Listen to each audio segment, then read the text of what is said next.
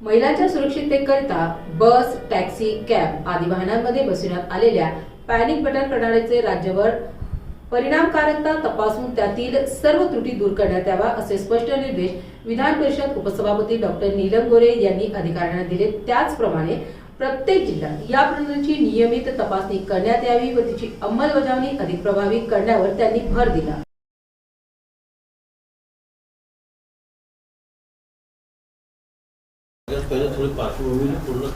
त्यांच्या काय निर्णय ऐकू आणि मग आपण तुम्ही बोला आणि मग पण निर्णय घेऊ।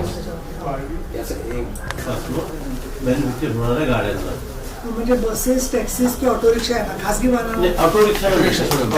आपण एक वेगळी गोष्ट केली तरी गाडी वेडी वाकडी चालवतोय, विचित्र हातवारे करतोय, दारू प्यायलेला आहे, अशी काही त्याची तक्रार असेल तर तिला आपल्याला सांगायलाच पाहिजे की पॅनिक बटन बरोबर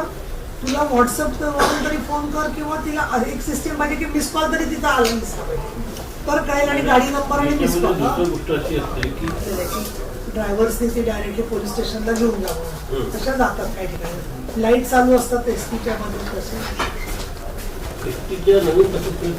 सुरू असतं जुन्या याच्यात असतं पण हे पॅनिक बटन एसटी मध्ये आहे कुठे मला सांगा कुठे लावले आता त्याचा त्याच्यात एकच नाही तर भरपूर असतात दर 2 मिनिटांमध्ये ठिकाणी असतात 3 मी पण बघितलं मॅडम सीट असतात ना त्या सीटच्या राईट साईडला लावलेले मार्ग काढू शकतो।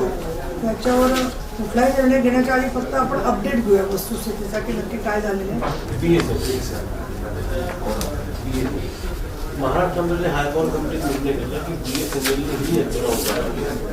आणि पण BSNL त्यांनी त्यांच्या पद्धतीने एक टेंडर करून त्यांनी एक मॅप